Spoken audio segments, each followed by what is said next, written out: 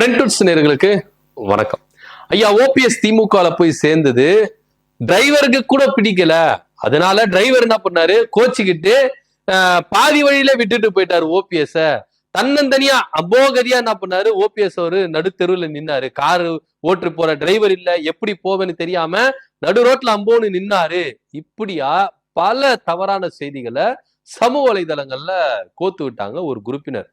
உண்மையிலேயே ஐயா ஓபிஎஸ் அவர்கள் திமுக பக்கம் போய் சேர்ந்தது தப்பா ரைட்டா அப்படின்ற ஒரு கேள்வியில தான் அதிமுக தொடர்ந்து என்ன பண்றாங்க, கேள்விகளை முன்வைத்திருக்கிறாங்க. ஆனா இந்த மாதிரி வேலைகளை அதிமுக தான் தூண்டிவிட்டு செய்யுது அப்படின்னு ஒரு குற்றச்சாட்டு முன்வைக்கப்படுது. ஏன் அப்படின்னா, ஐயா ஓபிஎஸ் அவர்கள் திமுக பக்கம் போனது அதிமுகவுக்கு ஒரு பெரும் இழப்பு, ஒட்டு மொத்தத்துல என்டிஏ கூட்டணிக்கு ஒரு பெரும் இழப்பு அப்படின்றதுல எந்தவித மாற்று கருத்தும் இல்ல. தென் மாவட்டங்களை குறிவைத்து பாஜக காய் நகர்த்ததையும் நம்ம இங்க உற்று நோக்கி பார்க்கணும். இன்னொரு விஷயம், அதிமுகவுடைய பலம் தென் மாவட்டங்கள்ல குறைஞ்சிட்டே வருது. கடந்த 2021 சட்டமன்ற தேர்தலையும் அது குறைஞ்சது. இன்னமும் இந்த தேர்தல்ல இல்லாம போயிருமோ அப்படின்ற ஒரு அச்சம் எடப்பாடி பழனிசாமிக்கு இருக்கதா செய்யுது. ஒட்டுமொத்தமா நீங்க எடுத்துக்கங்களேன், வட மாவட்டங்கள் எடுத்துக்கோங்க, தென் மாவட்டங்கள் எடுத்துக்கோங்க, டெல்டா மாவட்டங்கள் எடுத்துக்கோங்க, அதே போல மேற்கு மண்டலம் கொங்கு பெல்டா இருக்குங்க, எல்லாத்திலையும் அதிமுக அடி வாங்குறதுல எந்தவித மாற்று கருத்தை இல்ல. சோ இப்படியா போயிட்டு இருக்கும் பொழுது ஓபிஎஸ் அவர்களும் ஒட்டுமொத்தமா திமுக போய் சேருவாரு அப்படின்னு யாருமே கனவுல கூட நினைச்சு பார்க்கவே இல்லை. ஏன்னா ஓபிஎஸ் அவர்கள் தனியா கூட கட்சி ஆரம்பிச்சிருக்கலாம், இல்ல ஒரு அதிமுக தொண்டர்கள் உரிமை மீட்பு கழகம் இருந்தார்ல, அதை கூட நடத்திட்டு வந்திருக்கலாம்பா. ஆனா அதுவும் இல்லாம எதுவும் இல்லாம திமுக பக்கம் இப்படி விலைக்கு போயிட்டாரு, அம்மாவுக்கு துரோகம் செஞ்சுட்டாரு, அம்மா இவரை முதலமைச்சரா வைத்து அழகு பார்த்தாங்க, ஆனா இப்படி துரோகம் செஞ்சுட்டாரு, திமுக பக்கம் போய் துரோகம் செஞ்சுட்டாரு அப்படின்னு ஒரு சாரார் என்ன பண்றாங்க, குமரிக்கிட்டு இருக்காங்க. இன்க்ளூடிங் ஓபிஎஸ் ஆதரவாளர்களும் நிறைய பேர் என்ன பண்றாங்கன்னா, கொளத்தூர் கிருஷ்ணமூர்த்தி போன்றவர்கள்லாம் அதிமுக போயிட்டு ஐக்கியம் ஆயிட்டாங்க. ஏன்னா ஐயா ஓபிஎஸ் அவர்கள் இப்படி பண்ணுவாரு அப்படின்னு எங்களுக்கு தெரியல அப்படின்னு. குறிப்பா ஓபிஎஸ் ஆதரவாளர்கள் பெரும்பாலானோர் ஓபிஎஸ்க்கு முன்னாடியே திமுக பக்கம் போயிட்டாங்க. அப்ப கூட மனுஷன் எதுவுமே சொல்லவே இல்லை. ஒருவேளை முன்கூட்டியே பிளானா இருக்குமோ, ஒரு பல்ஸ் பார்த்திருப்பாரோ, திமுக பக்கம் நீங்க போங்க இப்படி. ஏன்னா வைத்தியலிங்கம் முதற்கொண்டு போனாரு. அதிமுக தொண்டர்கள் உரிமை மீட்பு கழகத்துல ஓபிஎஸ் கூட இருந்தவர். இத்தனைக்கும் தர்மயுத்தம் 2.0 இவர் தான் வைத்தியலிங்கம் தான் ஆரம்பிச்சு வச்சாருன்னு ஓபிஎஸ் முதற்கொண்டு சொன்னாரு. அப்படியெல்லாம் இருந்துட்டு ஓபிஎஸ் இப்படி போயிட்டாரு அப்படின்றத யாராலையும் பொறுத்துக்க முடியல. அதனால ஏதோ ஒரு சம்பவம் நடந்தது, ஏதோ ஒரு விஷயத்துல கோத்து வச்சு என்ன பண்றாங்க, சமூக வலைதளங்கள்ல கொளுத்தி போட்டாங்க.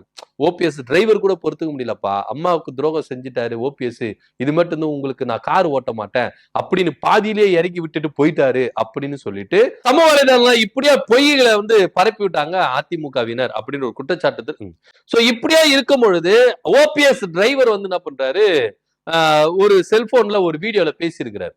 நான் அது மாதிரி எல்லாம் கிடையவே கிடையாது புலம்பி இருக்கிறார் மனுஷன். எப்பா, எனக்கு தெரிஞ்ச தொழிலே டிரைவர் தொழில் தான், இதுக்கு ஆப்பு வைக்கிறீங்களே, போடுறதா போடுறீங்க, கொஞ்சம் நல்லதா போடக்கூடாதா? நான் என்னைக்குமே ஐயா அப்படி விட்டு போனதே கிடையாது. அவர் சொல்ற தெள்ள தெளிவா சொல்றாரு. ஆக்சுவலா பிறந்தநாள் நிகழ்ச்சி, அதாவது முதல்வர் ஸ்டாலின் அவர்களுக்கு பிறந்தநாள் வாழ்த்து தெரிவித்து போனோம். பொக்கே வண்டி பின்னாடியில இருந்தது, பொக்கே எடுக்க சொன்னாரு. ஏன்னா கூட ஆட்களும் வேலை ஆட்களும் இல்ல, அதனால பின்னாடி வண்டியில நாங்க லேட் ஆகிற மாதிரி இருந்தது. அதனால நான் என்ன பண்ணேன், இறங்கி பரபரப்பா இறங்கி ஐயா வெயிட் பண்ண வைக்க கூடாதே அப்படின்றதுனால ரொம்ப பரபரப்பா இறங்கி அந்த பூங்கொத்தை எடுத்து கொடுத்தேன். இத்தனைக்கும் அவர் நான் விமான நிலையத்துல நான் என்ன பண்ண டிராப் பண்ணேன், அதெல்லாம் யாரும் போடவே இல்லை. இப்படி சம்பவம் நடந்ததா உடனே இப்படி இட்டு கட்டி பேசிட்டாங்க. நான் என்னவோ ஐயா கோச்சிக்கின மாதிரியும், அவர்கிட்ட டிரைவரை நான் வண்டி ஓட்ட மாட்டேன்ற மாதிரியும், அவர் நடு ரோட்ல விட்டு போன மாதிரி. எதுக்கு இப்படி பொருளையை கலப்பி விட்டுட்டு இருக்கீங்க? என் வேலைக்கே உழ வச்சிருங்க போல இருக்க. நான் என்னைக்குமே ஐயா விட்டு போக மாட்டேன். இப்போ கூட ஐயாவுடைய காரு முன்னாடி தான் நான் பேசிட்டு இருக்கேன். நான் ஐயா விட்டு நான் போக மாட்டேன், சாகிற வரைக்கும் நான் போவே மாட்டேன் டிக்ளேரா பண்ணிட்டாரு. இப்படி ஒரு விசுவாசமுள்ள மனுஷனை ஒரு சிலர் பொறுத்துக்க முடியாததுனால இப்படி பொருளையை கலப்பி விட்டு அவரு வேலைக்கே ஆப்பு வைக்கிறீங்களே, நீங்க எல்லாம் என்ன மனுஷன் அப்படின்றத கேட்க முடியாது. ஒரு வேலை அவருக்கு வேலையே போயிருச்சுப்பா, அவங்க குடும்பத்தை யார் பாத்துக்கிறது, அந்த டிரைவருடைய குடும்பம் பொண்டாட்டி குழந்தைங்களா என்ன பண்றது, இதெல்லாம் யாரும் யோசிக்க மாட்டேங்கிற. இஷ்டத்துக்கு அடிச்சு விடுறது. ஏன் இவங்க குடும்பம் பாதிக்கப்படுது, பாதிக்கப்படுற குடும்பம் பத்தி இவங்களுக்கு என்ன, இவங்களுக்கு தேவை நியூஸ், அவ்வளவுதான். அதனால இஷ்டத்துக்கு என்ன பண்ணலாம், பொருளையை கலப்பி விட்டுறலாம்.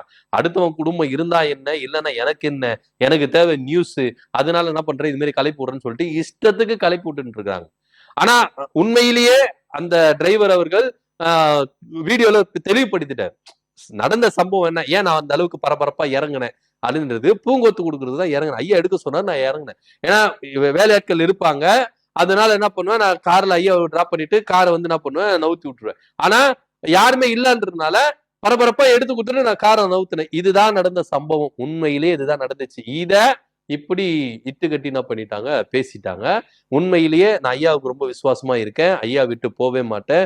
இப்பவும் நான் ஐயாவோட டிரைவரா தான் இருக்கேன். அவர் கார் முன்னாடி தான் பேசுறேன் அப்படின்னு சொல்லிட்டு ரொம்ப தெளிவா பேசியிருக்கிறாரு. ஓபிஎஸ் அவர்கள் உண்மையிலேயே திமுக பக்கம் போனது அதிமுகவால பொறுத்துக்கவே முடியல அப்படின்றதுதான் நிதர்சனமான உண்மை. டெய்லி எதுனா ஒரு விஷயத்த சோசியல் மீடியாக்கள்ல கிளப்பிக்கிட்டே இருக்கிறாங்க. ஓபிஎஸ் அவர்கள் திமுகவுக்கு அடிமையாயிட்டாரு, ஓபிஎஸ் அவர்கள் அறிவாலயத்துல செக்யூரிட்டி வேலையில செஞ்சுட்டாரு, ஓபிஎஸ் வந்து இன்ப நீதி பேரவைக்கு தலைவர். எதுக்கு தேவையில்லாம கனவு கற்பனை எல்லாம் பயங்கரமா பண்றீங்க அப்படின்றதுதான் நிதர்சனமான உண்மையா இருக்கு. உண்மையிலேயே ஓபிஎஸ் கார் டிரைவர் ஓபிஎஸ் ஐயா மேல கோச்சுக்கவே இல்ல, அவரை பாதியில விட்டுட்டு போகவும் இல்ல. அதற்கான நல்ல தெளிவான ஒரு வீடியோவில ஓபிஎஸ் டிரைவர் ஒத்துக்கிட்டு இருக்காரு. இதுக்கப்புறமும் இந்த மாதிரி ஒரு சில்லியான வேலையில செய்ய வேண்டாம் அப்படின்றதையும் ஒரு வேண்டுகோளா கேட்டு இருக்காரு. பார்க்கலாம் என்ன நடக்குது அப்படின்றது. ஓபிஎஸ் டிரைவர் அவர்கள் உண்மையிலே கோச்சிக்கிட்டு போனாரா இல்லையா என்ன அப்படின்றத முழு வீடியோல அவர் தெளிவுபடுத்தியிருக்காரு. இதை பத்தியோட கருத்தை நம்ம கீழே கமெண்ட் பண்ணுங்க. நன்றி, வணக்கம்.